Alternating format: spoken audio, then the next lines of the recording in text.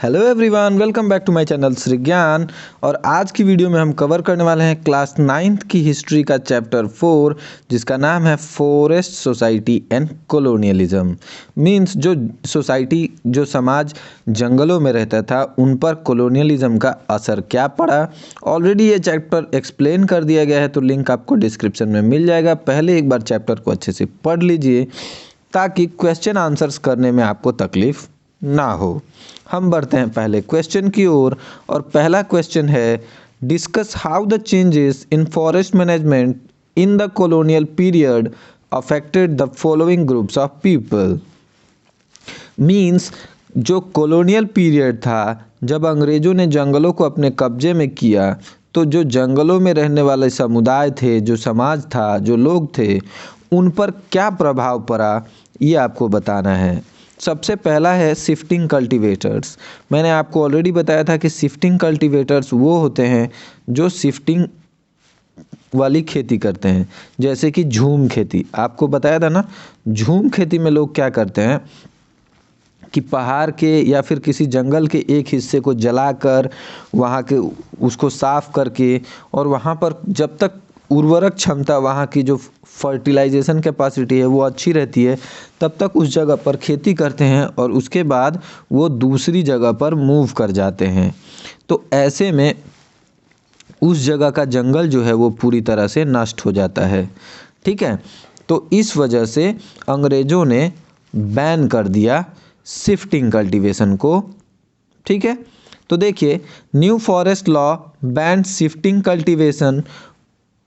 For shifting cultivators, it was devastating because there was a problem for their survival. जब shifting cultivation को बंद कर दिया गया, तब जो लोग शिफ्टिंग कल्टीवेशन पे ही डिपेंडेंट थे, उनकी ज़िंदगी बहुत ही बुरी हो गई। ज़्यादातर लोगों को कुछ और काम ढूंढने पड़े, और कुछ लोगों को चाय के बागानों में एक जगह से दूसरी जगह ले जाकर मजबूरन काम करवाया जाने लगा। ठीक है, तो new forest law banned shifting cultivations. For shifting cultivators it was devastating, यानी कि बहुत ही बुरा था, दर्दनीय था। Because there was a problem for their survival, many of them were force to migrate to take up some other occupations.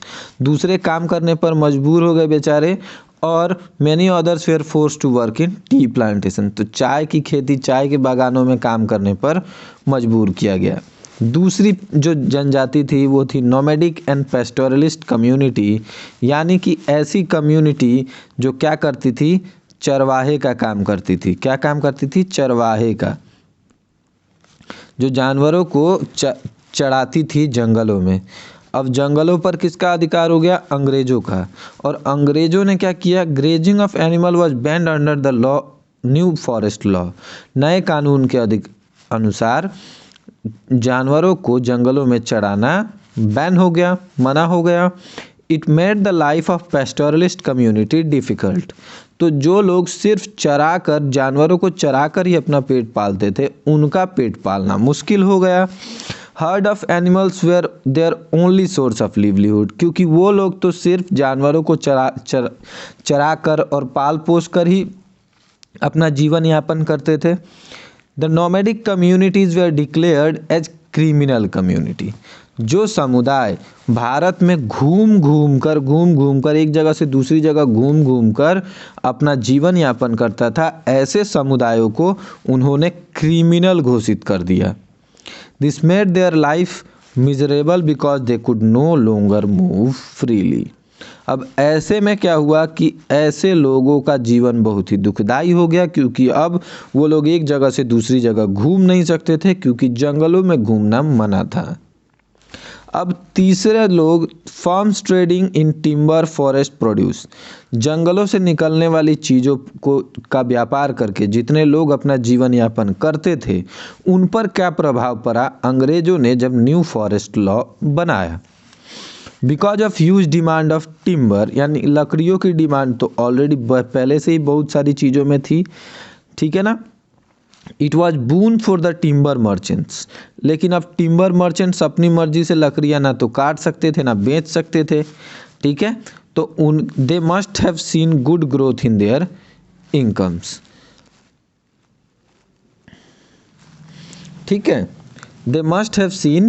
तो उनकी अंग्रेज़ों ने क्या किया कि लकड़ियों के खरीद फरोख्त में काफ़ी अच्छा पैसा कमाया, और उसके साथ साथ जो लोग लकड़ियों में व्यापार करते थे उनको अच्छा प्रॉफिट हुआ, क्योंकि अंग्रेज लकड़ियों का एक्सपोर्ट कर रहे थे, बाहर लेकर जा रहे थे। प्लांटेशन ऑनर्स, प्लांटेशन ऑनर्स मतलब जिनके पास बगीचे थे बड़े बड़े।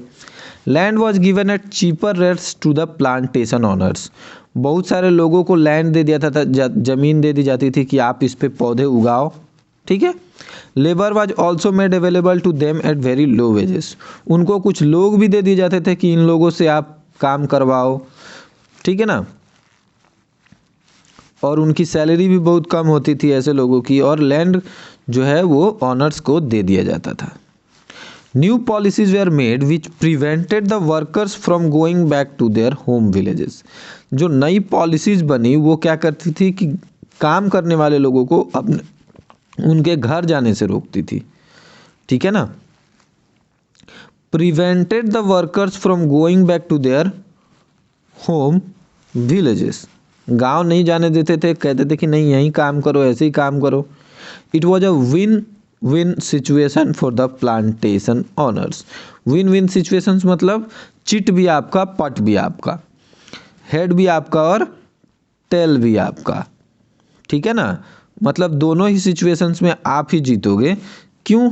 क्योंकि लैंड ओनर्स को सबसे पहले तो सस्ते में लैंड मिल गया, साथ ही साथ लेबर भी सस्ते में मिल गया, और लेबर्स छोड़ के जा भी नहीं सकते थे, लेबर्स को काम करना ही पड़ेगा, ऐसी पॉलिसीज बना दी गई थी।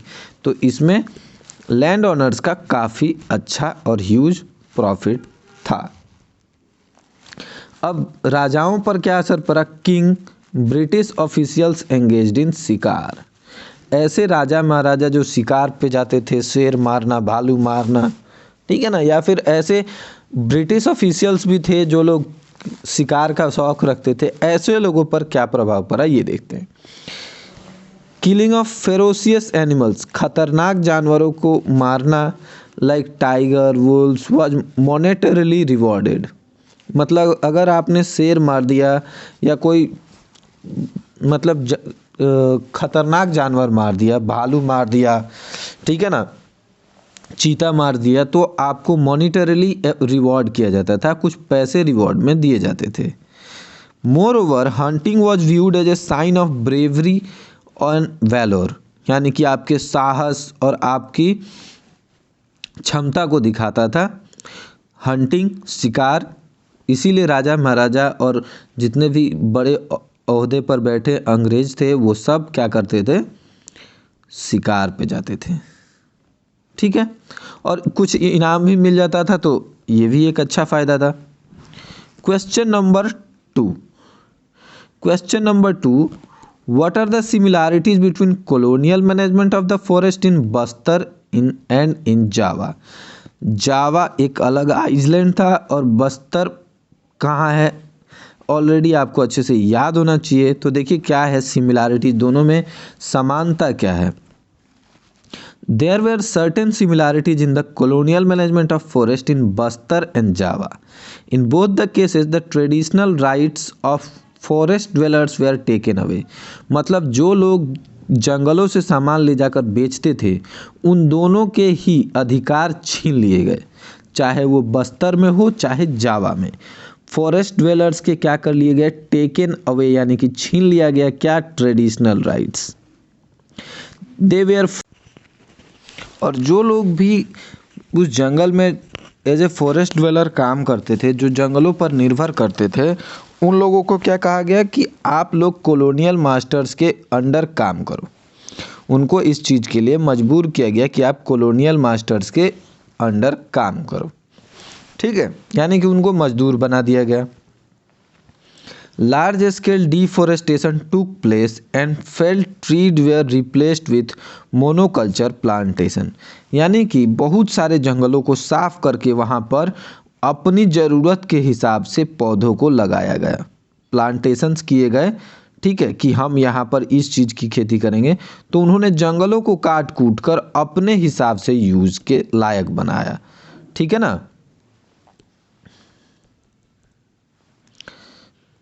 There were certain similarities in the colonial management of forest in Bastar and Java. In both the cases, the traditional rights of forest dwellers were taken and they were forced to work for the colonial masters.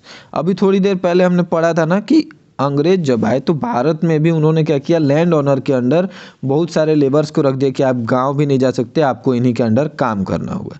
ठीक उसी तरह जावा में भी किया गया, यही similarities है।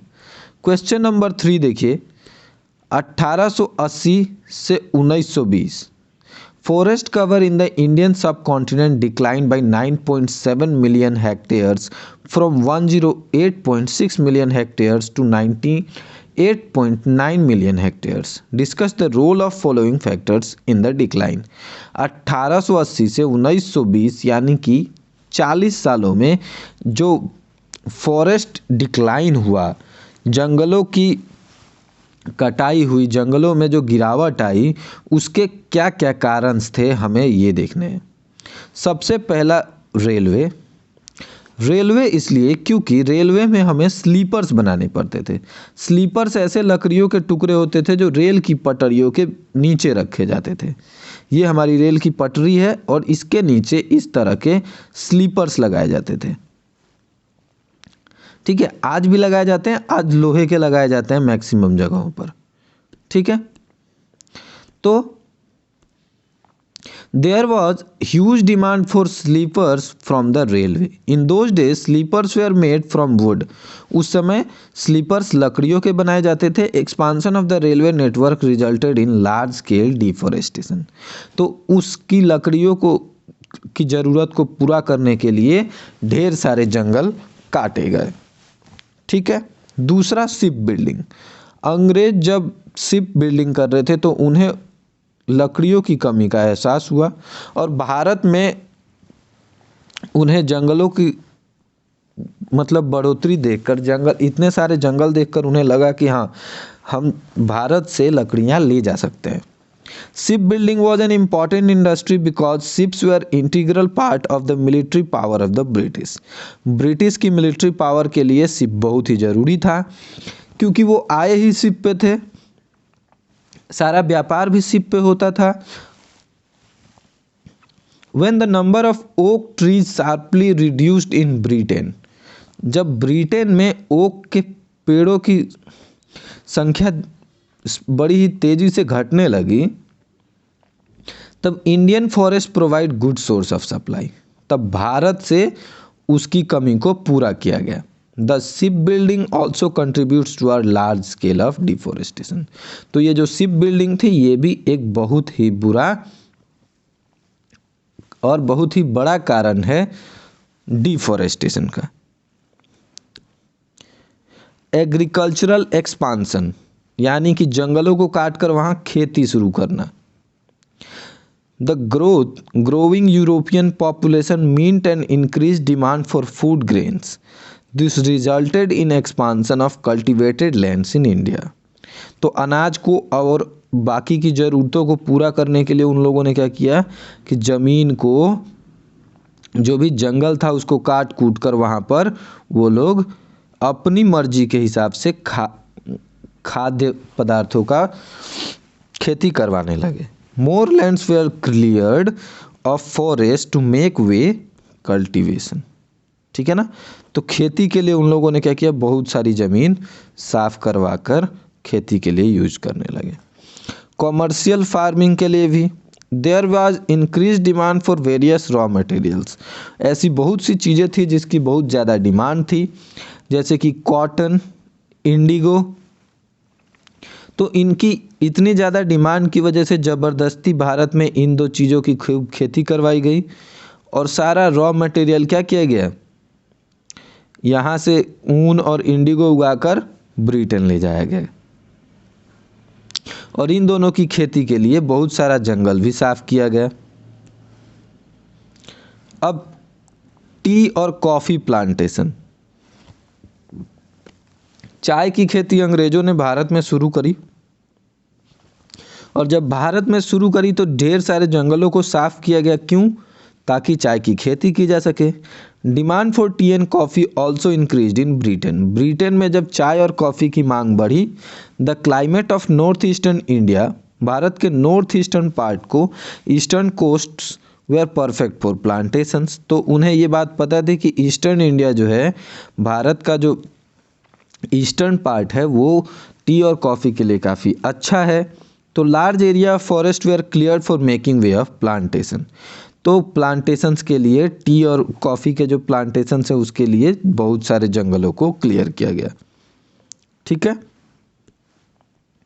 Adivasis and other peasants users. Adivasis has always been the protectors of forest and hence they had no role in deforestation. मतलब जितने भी आदिवासी होते हैं उनका घर होता है जंगल। ठीक है, उनके लिए उनकी माँ के समान होता है जंगल, क्योंकि वो जंगल ही है जो उनका पेट पालता है। वो जंगल से ही खाते हैं, जंगल से काफ़ी प्यार करते हैं। तो आदिवासी जंगलों की कटाई में जिम्मेदार है ऐसा हम नहीं कह सकते। Some peasants may have utilise the opportunity to expand the cultivated lands. लेकिन कुछ पीजेंट्स, मजदूर ऐसे थे जिन्होंने इस मौके का फ़ायदा उठाया और जंगलों को काट कूट कर अपनी खेती की जो ज़मीन है उसको बढ़ाया। Moreover, the significant increase in cultivated land also indicates toward clearing of forest for farming। तो फार्मिंग के लिए कई सारी ज़मीनों को क्लियर किया गया था। Question number 4, why are forests affected by wars. तो जंगलों को युद्ध के दौरान क्या प्रभाव पड़ा और कैसे प्रभाव पड़ा ये बताना है। देखिए, the 2 world wars had major impacts on forest. 2 world war हुए ना, दोनों में बहुत सारा असर पड़ा जंगलों पर। कैसे पड़ा? More trees were cut to meet the war time need of Britain. जब भी युद्ध होता है तो बहुत सारी चीज़ों की ज़रूरत पड़ती है और उसमें से बहुत सारी चीज़ें किस चीज़ से बनी होती हैं? लकड़ियों से। तो जब भी वॉर टाइम में किस चीज़ की ज़्यादा ज़रूरत हुई? मोर ट्रीज, बहुत सारे पेड़ों की ज़रूरत हुई। In Java the Dutch followed scorched earth policy just before the Japanese occupation of the region. They destroyed saw mills and burn huge piles of giant teak logs. Logs का मतलब कुंदा होता है, जो कुछ ऐसा होता है, आपने देखा हो तो, लकड़ियों के गोल गोल लंबे लंबे। ठीक है। तो the Japanese continued the exploitation of forest. They forced forest villagers to cut down forest. For many villagers it was an opportunity to expand cultivated area. अब मान लीजिए कि आपको पैसा मिल रहा है जंगलों को काटने का, लकड़ियों को बेचने का। ठीक है, तो आपके 2 फायदे हो गए ना। एक तो आपने जंगल साफ कर लिया अपने लिए, आप अब इस पे ज़्यादा खेती कर सकते हो, और आप उसी जंगल की लकड़ियों को बेचकर अच्छा खासा पैसा भी कमा रहे हो। तो दोनों फायदे हो गए कुछ लोगों के। ठीक है, और कुछ लोग जिनको जंगलों से प्यार था, जिन्होंने मना किया, उनको हो गई सजा। तो ये था आज का। मिलते हैं आपसे नेक्स्ट वीडियो में, तब तक के लिए keep studying, keep growing, have a great day. अगर कोई भी क्वेश्चन या क्वेरी है तो प्लीज़ कमेंट करके बताइएगा, हम उस क्वेश्चन का सॉल्यूशन ढूंढने की पूरी कोशिश करेंगे। Thanks for watching the video till and.